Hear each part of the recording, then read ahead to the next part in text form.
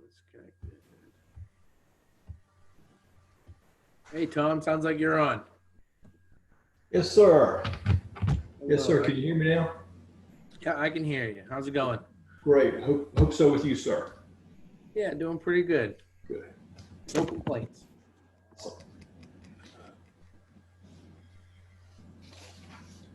You've been attending the morning scripts with Katrina?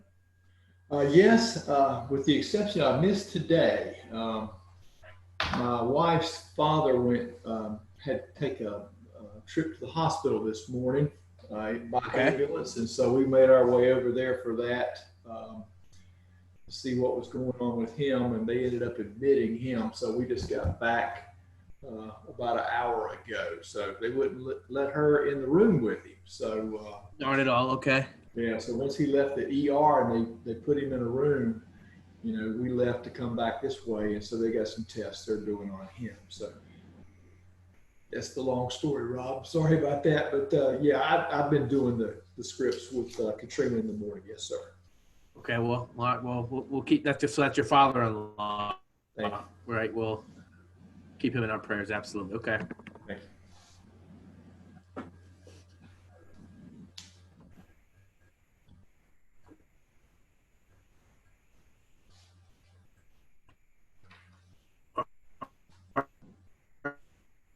Well, we'll finish up here about.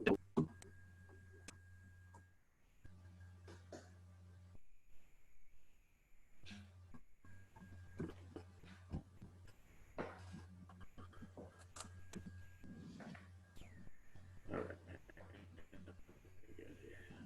That's over there.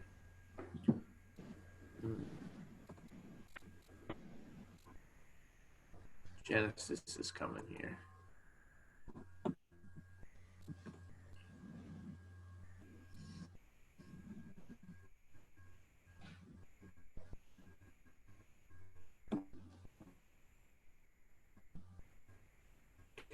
And when Genesis is signing on.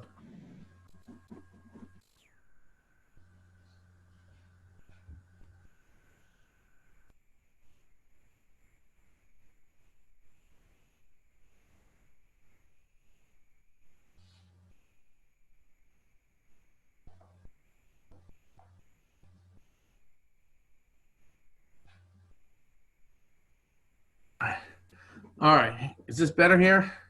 Much. There we go. Okay. I had too many people on the internet at my house. I had to get these kids off playing their games. All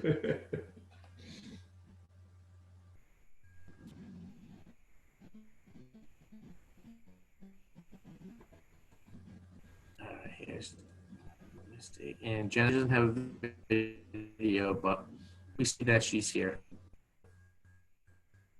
Okay.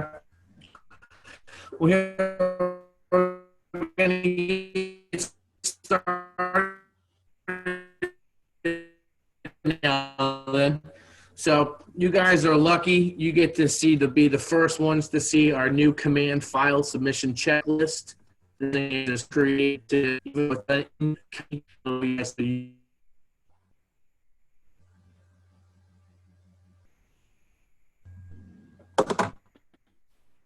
All right, I'm back. Can you hear me now? Yes, sir.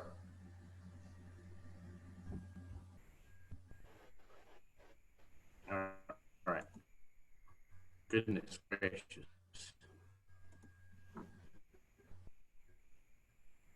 All right.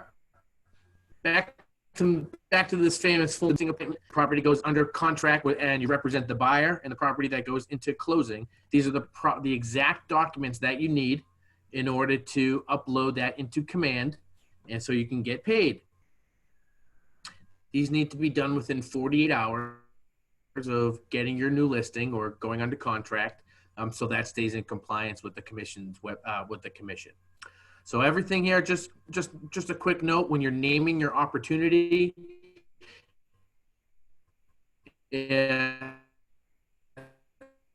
COR stands for the underscore the buyer or the seller's last name. That's going to keep it easy for Market Center to find the opportunities in command and keep it simple, showing that it's Cornelius, Huntersville, and Boone also use our portal as well, so it just stands out when you name it properly.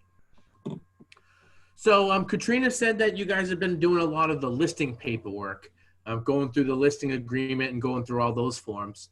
So she said that you guys kind of got through maybe the first 4 pages, but going in depth and into detail. So what she asked me to do is, so we can kind of just stay and keep things flowing, is I'll go over the listing paperwork stuff and just give you some tips that I have. And then we'll talk about property disclosure and the mineral oil and gas rights and these other disclosures, so we can stay in compliance with our new listings. So when that comes about. So the first thing that I note is, before I go to any listing appointment, this is the realist property tax information that I always print out with me and bring along with me to any listing appointment, or that I have readily available for whenever I'm doing my listing paperwork. This shows the owners of the names, co-owners of the names. Those are all the people that are on title. And if this was just for note, if this said like was an LLC or a business, when the person that you're talking to that needs to sign that needs to be the executor or the president of that company. So if it just says like, whatever, something like, it's just some sort of LLC, because you'll see a lot of investment companies that do that. Whoever's the president can sign that. Our tax information sheet's also going to tell us the township, the carrier route, the type of zoning, and most importantly here, the tax information. Where's our parcel ID? Where's our legal description? Because when we're here on our listing agreement form, page 1, well, there's where entering the seller's names, the names that are on title. Sliding down again, and then the information that we have to fill out about the property. Property address, plat number, lot reference number, PIN, and parcel ID. All that is on your realist tax information report. So any listing that you have, this form is very important because it has all the information that you need to supply with regards to ownership, owners' names, legal descriptions, parcel ID numbers that gets filled out. So just note that your realist tax report, have that handy. On our listing agreement, you need to put in the date that it is effective. If it is effective when all final parties sign the property, or if the property is currently already listed, you could put a post date. Now, why do you think that would be benefit in today's market, putting a property date when this is effective? Because a lot of people we're not allowing showings now, or a lot of people aren't doing showings. However, people still need to move, or someone still might need to sell. However, they'll say, well, come maybe May 1st, things are going to get a little bit better, or maybe May 15th. You can post date a listing agreement for that date and just put in the effective date for this agreement will be, boom, on this date.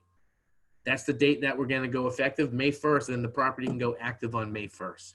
So you can still do your work now, and just post dating things keeps you locked in and secures the listing for yourself.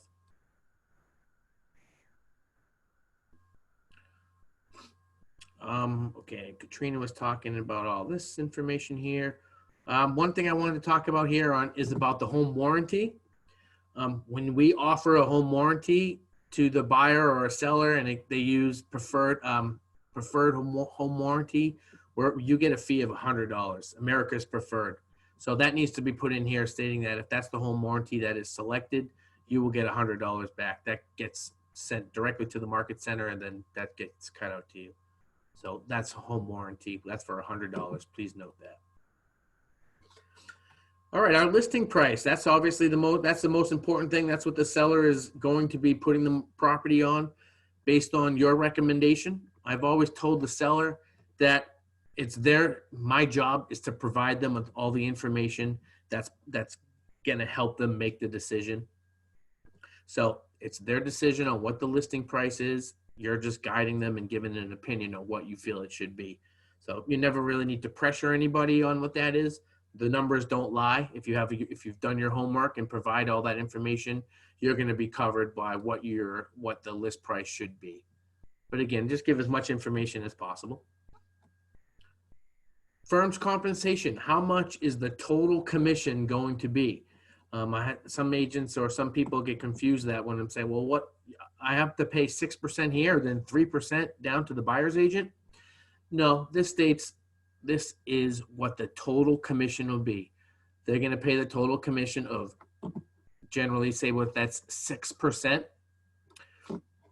When you slide down and we talk about in paragraph number 8 in the middle, cooperate with buyer agents.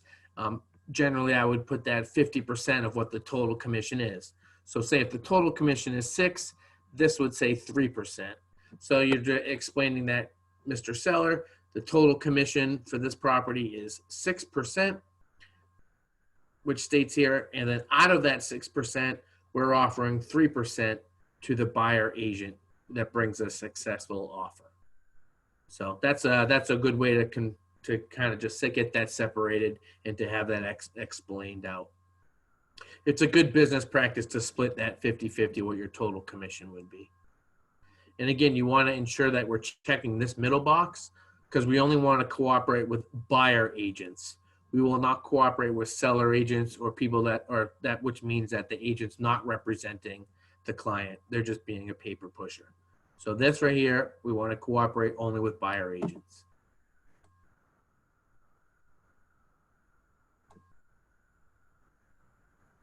Let's talk about paragraph 10. So this is the commencement of marketing. This could be another day where we could put in, because of what's going on now, that we want to delay our marketing, to delay the commencement of it because of the activities that we're doing right now. So if you do a delayed marketing, that's okay. That's just getting the house prepared for showings. Maybe you'll need to get photos, measurements. You're going to have to get creative on different ways to be able to do that in today's market. But that's just going to secure you the listing. You have the listing paperwork signed, and it's post-dated to delay the marketing. This you can do up to 21 days. That way you know that you have the listing, but it's not going to go into the market for about 21 more days. The property cannot be shown by any agents whatsoever. If you do get an offer, you are obligated to show it to your seller. However, you'll know that once the property gets marketed fully and you do everything that you're supposed to do to market a property, you may be able to get a higher offer. So it's the best interest of the sellers to get the most amount of exposure. That's what this paragraph states. These are the other items that we're going to be authorizing. You can put up a sign if it's a coming soon listing, and you can begin to market the listing, which is important because you could start doing social media marketing. You could start creating ads. You could start getting or lead generating for your listing, even though it's not active, but that's okay because it's going to be post dated. You have the listing secured and you can already go to work on it.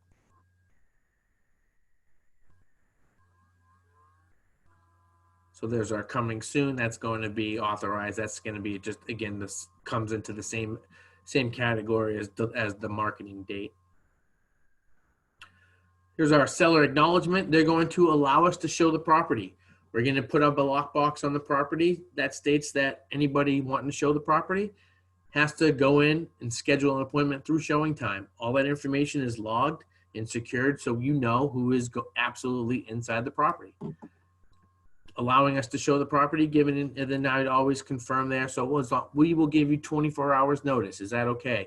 And sometimes people would say, oh, wow, that's way too much. I can do it with 2 hours notice or 4 hours notice. So that's where I would have that conversation of let's get up exactly how you're going to be shown, how you're going to be notified when there's a showing. Do you want to get a text message? Do you want to get a phone call? Do you want to get an email? How much time do you need before the showings? So that's where I usually would guide that conversation there. You're acknowledging that we have that lockbox. Make sure we have a key and put that in there. And this will be our showing instructions. You're going to go down and still have another conversation about earnest money. Oh, one thing here, I just wanted to kind of update this one here, this paragraph, this red paragraph. So it's a crime to listen or record oral communication inside of property when people are showing it. So you must have that conversation with your sellers that they cannot record oral communication. Of course, there's video cameras and motion detectors, which can record people moving, which is okay, but you cannot record oral communication. Earnest money, again, we don't hold earnest money, so earnest money will be held through the closing attorney. That's not a problem. That's usually makes it easier because the money is held in even a more secured location. These questions about flood hazard, synthetical, stucco, and owners association, I would usually that's just another way to have another conversation. If there's no water on the property or any rivers, you can just, you're not in a flood property, right? To your knowledge, is there any synthetic stucco? And what's the homeowner's information? You put that information in here, and that's pretty simple to gather that information there through conversation pieces. Hey, Genesis.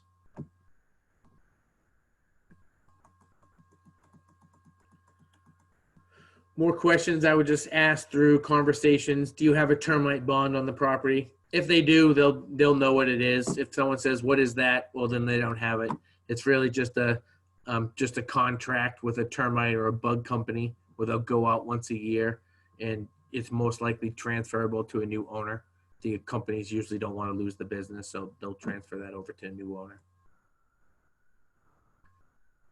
Ownership, ask the owner how long have they owned the property. You can get that information, of course, from our realist sheet. The realist sheet gives you all that up-to-date information. You can ask them all. Now, here's your conversation about your current liens. In order to complete your net sheet, you have a mortgage on the property? Yes, okay. What's the lender that holds the property? Citibank, okay.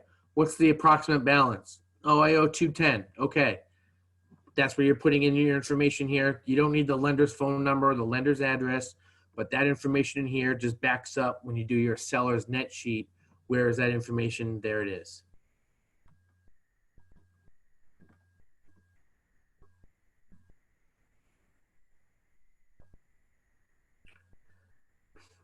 All right. So now that we're on talking about bankruptcy and accesses, this would just be another way that I would have another conversation. So are you in bankruptcy? No. Are you contemplating bankruptcy? No. It's usually pretty quick yes or no. Boom, boom, and I just keep going. There's no leases on the property. No. Okay. Have you had an FHA appraisal in the past 6 months? No. Okay. As I'm just going through, I'm really just filling this out as we go along. Now I know you can fill it out and send it to your clients on DocuSign, where they have the access of doing that. Either way, that's not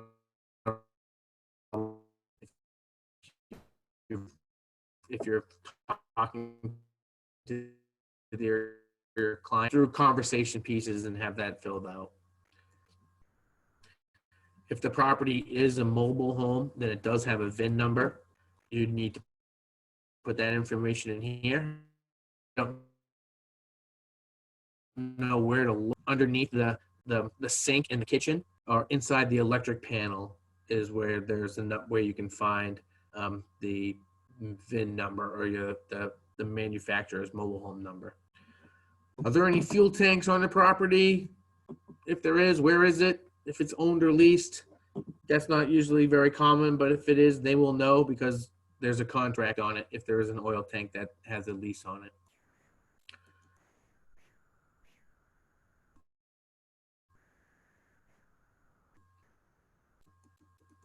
All right, home inspection. So on the listing agreement. Yeah, it's just sometimes some sellers wanted to have a property already inspected and already appraised. It was what was called, a pre-certified home. You already know what the issues are often right now, but if some seller is interested in doing that, that's where that option is. In today's market, the buyer generally will get a home inspection and they pay for it. Again, and then when they make a request for it, they generally share it. Going down here are photos and other material. Any photos that you take that you do as a marketing of the property, those are yours as the agent. If you paid for them or if you took them, those are yours. So they're not owned by the seller. They're not owned by another agent. So just note that those photographs and all this material is mine. Additional terms and conditions. That's where I would put in sometimes if somebody was, well, I would put my Petit home team 30-day service guarantee. Just kind of like outline what I did, and that made my listing go month to month. Sometimes if I met a for sale by owner and they say, well, I already showed the property to Joe Smith, I want to exclude that buyer. Okay, no problem. Additional terms and conditions, I'll put excluded buyer Joe Smith and put their phone number. As long as they were not working with a real estate agent, you can exclude them. And if they decided to buy the property at the price that they agreed upon with the seller, I would just tell the seller that I'd treat you as a co-broke agent, and we'll just charge half the commission and get the property closed. I actually did it once and it worked out great because the buyer and the seller just agreed upon the property and the sale price based upon the marketing that the seller had previously done as a for sale by owner. All right, sliding down here, our dual agency. So this is where we want to make sure we have your seller's initial. Slide down here, these boxes over here, the top one and the bottom one. This is the exact same boxes that you want to have when you're doing a buyer agency agreement. This first box authorizes the firm, which is Keller Williams, to act as a dual agent, representing both the seller and the buyer. That means Keller Williams can have an agent that represents the seller as the listing agent and a Keller Williams agent that represents the buyer. The bottom one is a designated option. So that seller hereby authorizes the firm to designate an individual agent. So that means a Keller Williams agent, top box, Keller Williams agents can show the property. And if that's the case, a Keller Williams agent has a buyer. I represent you as the seller. The other agent individually represents the buyer as their buyer's agent. So it's pretty simple. I represent you individually. It's just Keller Williams is the firm that's as representing both, which essentially be me as the broker in charge. Yes. Hear me? Yeah, I can hear you, Genesis. Oh, okay. Hey, I was having trouble. Like I was up until now, I'm able to listen to everything you're saying. I was having trouble with everything. Oh shoot. Okay. I just submitted an offer to purchase and contract. I don't know if you remember, I was gonna do it with a for sale by owner first, but it didn't work out. That apparently their property went under contract before she even gave me the option to submit it. But we found another property, Okay. and my buyers like we submitted an offer, and like it's listed by another Keller Williams agent. Okay. So on our offer to purchase and contract, like at the very end of the contract, Yep. it's very small words. It's kind of different than on this form, right? We needed to check the dual agent, or No, so that is no, you don't need to do that. That would be if it was your listing and you brought the buyer. So no, you just okay. So just on that, where you're talking on that last page, just put that you are the buyer's agent. Oh, okay then. Okay, so I did it correctly. Yeah. Okay. You did it correct. Yeah, that's only if it was your listing and you brought the buyer. Oh, okay. Thank you. Yeah. Did that offer get accepted? He hasn't signed it yet, but they said they're gonna accept it because I had to send the disclosures that my buyer forgot to sign. So Okay. I just sent that in, and I mean they have until 3 o'clock to send everything back signed, but he said he's gonna accept it. The sellers. All right. Good. Yeah. Well, congratulations. Cool. Thank you. All right, so we'll just finish up here on the listing agreement form. Of course, the last page, again, talks about the wire fraud warning that we've discussed so much about. Be sure that that is taken into account, that you have this conversation with your seller to never submit wiring instructions via email, to always take that extra step to find out the closing attorney's phone number, through Google or another source and have that phone conversation. So that's very important. There's our listing agreement paperwork.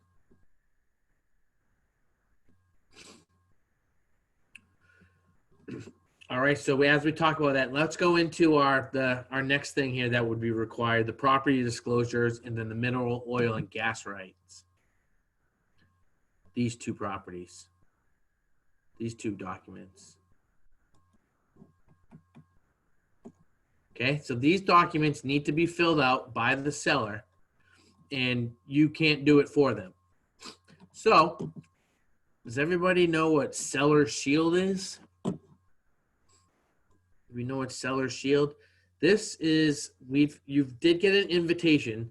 So if you do go to sellershield.com and you can register yourself, because our office is uploaded with this program.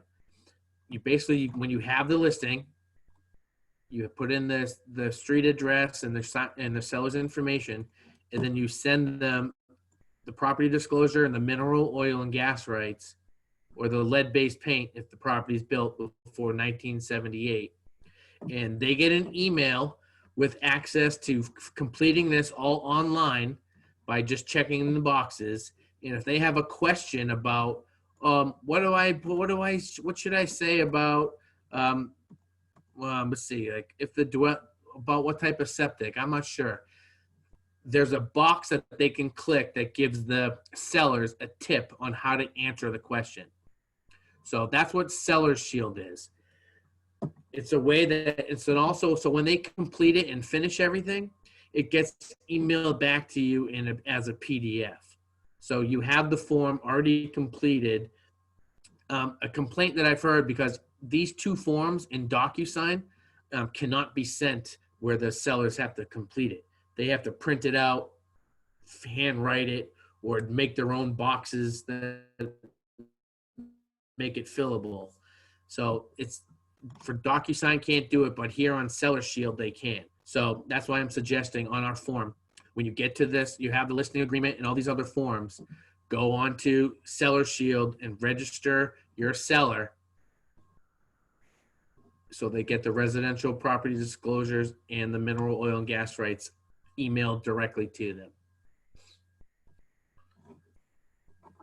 Any questions about Seller Shield?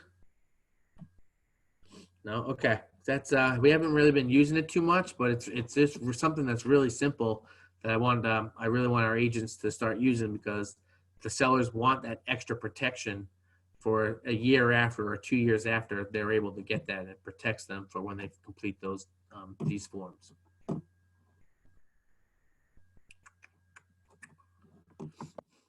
Okay, let's just kind of just have our conversations here a little bit more, filling out the listing forms, the listing paperwork form.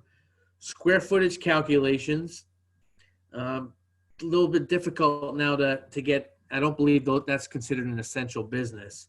So same with home photography. That's kind of, those services may have to wait until May 1st.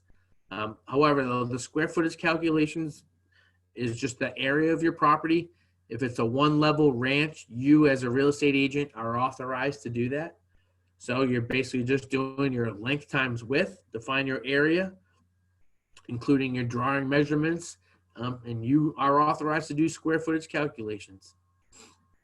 So that's a requirement for your inside command as a part of our file. This needs to be up there because that's a mandate through the commission.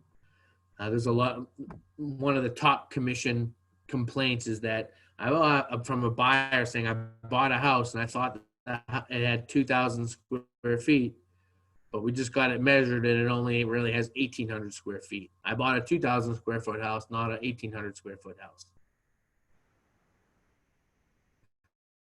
So when you list the property, that's a very important, that's what's going to eliminate or try to eliminate any of those problems once property.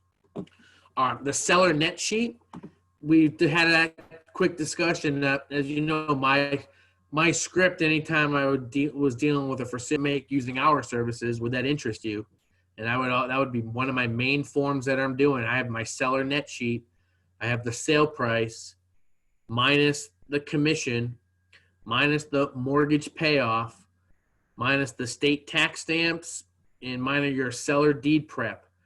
And then, of course, sometimes people ask for closing costs or home warranty, but those 4 expenses, commission, state tax stamps, deed prep, and mortgage payoff, I could determine what my seller net sheet is and really base my appointment on, hey, if I can do this and I net you that much money, well, we can do the deal. We can go forward. So that was always my most important sheet, seller net sheet, and being able to determine what the seller net sheet is. That seller's net number. It's very important to that seller. All right, the next 2 forms, the septic permit and the deed. I'm in the process of creating 2 new forms, so you'll be able, just a real quick guideline. So you go to the county, if it's in Iredell County septic permit, and I'm going to show you the step-by-step on how to get that. Some properties, if they don't have the septic permit, then that means they're connected to the city sewer or city water. So that's going to eliminate that. So I'm in the process of determining how to get those 2 sheets, the septic. Same with the deed, Iredell County deed, register of deeds, step by step on who actually is the exact owners of this property. It should in line be with the realist report page that we printed out. But again, I'll show you step by step on how to get the deed. So we're ensuring that you're meeting with the people, the actual owners of the property. Our new construction, if you are building or using a new construction, there's the new construction exclusive right to sell. That just covers you, so you have your general contractor's license number. And any renewals or changes to your pricing or any price updates, that also needs to be included as a part of our new listing paperwork.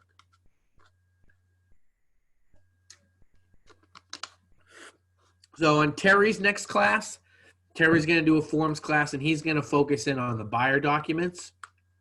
So the buyer agency form.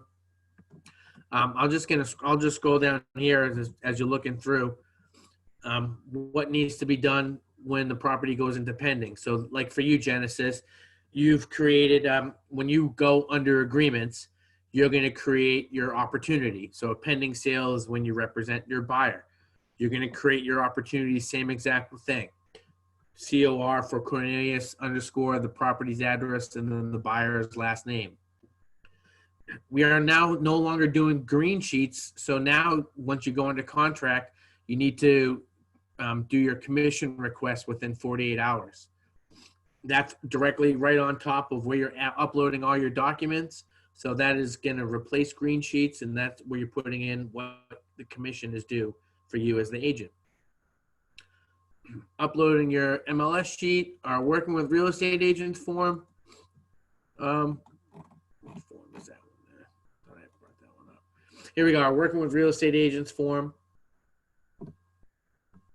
This form is self-explanatory form, but needs to be talked about to any person that you're talking about real estate at first substantial contract or contact. Outlining, I would always just outline that top page. This is me, I'm your seller's agent. These are my duties to you to represent you as the seller. If I have it, when a buyer comes in, they're gonna give me the exact same form, and there's the buyer's agent's duties to the buyer. So I would talk about this when we were talking about where we're checking off the top button, the top and the bottom boxes for agency. That each individual agent, even if it's a Keller Williams agent, they represent the buyer and I represent you as the seller.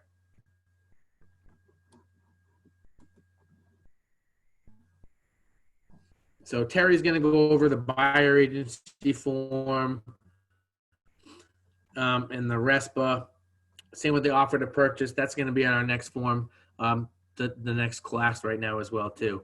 So I kind of just went over a little bit real quick about what the listing forms are. But you guys have any specific questions on any of these forms that I can outline or talk about or maybe bring some more clarity? Rob, Rob, can you hear me okay? Yeah, I can hear you now. The seller's shield, you said the big advantage, or one of the advantages of that was in DocuSign, that form was not fillable by the clients unless we actually went in there and manipulated, added check boxes or whatever. Is that correct? Okay. I didn't realize that. I thought that form came over and was actually fillable by the clients. But that's a huge advantage for Seller Shield then, isn't it? That's correct. Yes.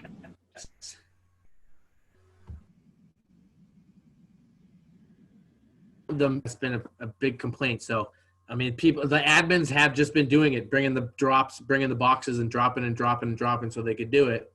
But if you just use Seller Shield, it eliminates it, and you can just send them the email right through Seller Shield, and it's already done for you. Okay, that's great, because I think they must be putting the PDF in DocuSign, because that form, as it comes over from the from NCAR, should be a fillable form. But yeah, it should be. Yeah, I mean, I've had two admin with complaints saying that they couldn't do it, but only 2 out of 108 people. So maybe there's another way around it.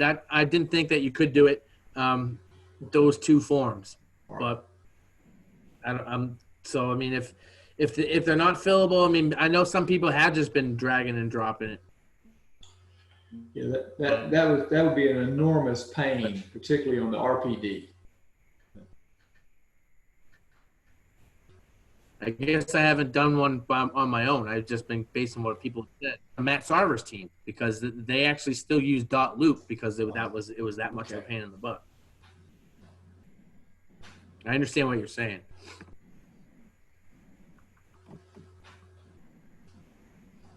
All right, Genesis, do you want me to pull up the offer to purchase, or do you have any questions on any of these documents? On the balance, Frozen. we didn't have to subtract the due diligence, right? Only earnest money, if any given. Can you hear me? You're talking about on page 1 of the offer to purchase? Yes. Okay, so yeah, that does need to be that you do. So you have. I don't want to spend too much time here trying to find one. But yeah, you do. So you have the purchase price, which is what your offer is, and then you minus the due diligence and you minus the earnest money deposit, and then on the bottom should be the balance minus those 2. Oh, okay. So we do minus the due diligence fee. Did you like get that? we did offer them like earnest money, but okay, then you didn't. We did offer them earnest money, but then we got into an agreement. Like I was talking with the listing agent and forwarding information with the sellers and all. And since they're gonna contribute $1,000 to closing costs, they said it's okay that we only do due diligence fee for now. So how much due diligence fee? $250. $250. Okay, good. So yeah, so that'll be made out directly to the seller, and just get the instructions from the listing agent, and you can put that in the mail, and just mail that directly to the seller. Yes, my buyer is getting the cashier check right now, so they can mail it. Okay, good, awesome. Now, who's holding the earnest money deposit? My buyers are okay with using the McNall offer, the affiliated office there. McNaught's office? Yes. Okay, good. So once you get your agreement accepted, you're gonna have to get them on the phone and call them and ask them how they want the earnest money deposit delivered to them. I already talked to Carrie, and she said it was okay about mailing it. Perfect. Okay. She could also send the information with wire transfer, but mailing it will be better for my buyers. Okay, they're just gonna mail it, and then okay, and then so once Carrie gets it in the mail, she's gonna sign page 14. So just follow up with her on that, and then you'll have to get that right over to the listing agreement or the listing agent as well. But good, good. You already talked to Carrie, so that works good. Yes. All right, hey, things are still going on. So, Genesis, you're gonna get your agreement under contract. Mac Warren just got a property under contract last night. Congratulations. Yeah, right. Victoria was writing an offer. I guess it didn't get accepted, but her buyer's still hot so she's writing offers. So a lot of buyers are still out there just doing everything through this kind of communication. And it's pretty cool to see that thing, especially all the provisional brokers still plugging away and getting some deals done. So that's really good. Tom, what else? You got anything going on here? You still plugging away?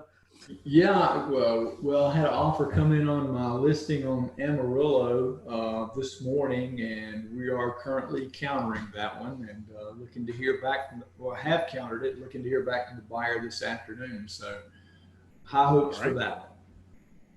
Excellent, cool, good stuff.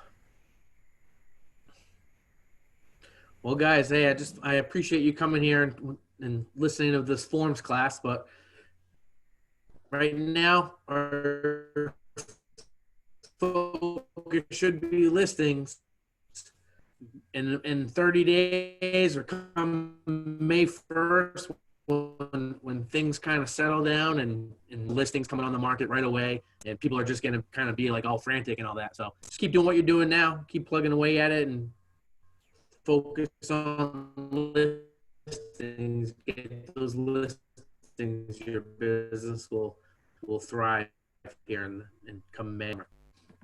Yeah, okay. Thank you, Rob.